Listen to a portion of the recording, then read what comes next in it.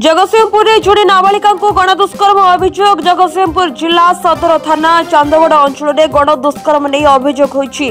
नाबालिका गुरुतर अवस्था जगतसिंहपुर जिला मुख्य चिकित्सालय में भर्ती कर सूचना रही। अभियोग अनुसार गतकाली राति जन्मदिन उत्सव में जोगदे सांग घर को फेरुवा अधबाटे दुई जन दुर्बृत्त आसी निछाटिया जगह को उठाई नहीं गणदुष्कर्म करते। पीड़िता सेठारु खसी आसी घरे पहुंची अचेत हो जाते। गुरुतर अवस्था परिवार लोके जगतसिंहपुर मुख्य चिकित्सालय में भर्ती करते। नाबालिका बापा जगतसिंहपुर थाना रे लिखित अभियोग कर पुलिस तदंत जारी रखिथिबा बेले पीड़िता जगतसिंहपुर एसपी थाना अधिकारी और सदर विधायक भेटी घटना संपर्क में पचारि बुझिछंती।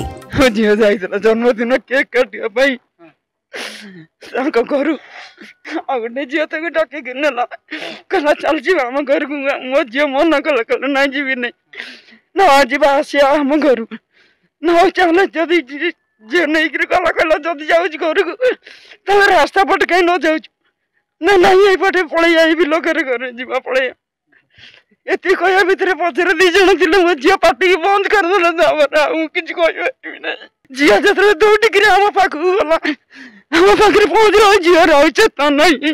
जे कहीं भी हूँ दोषी पदक्षेप निया सरला।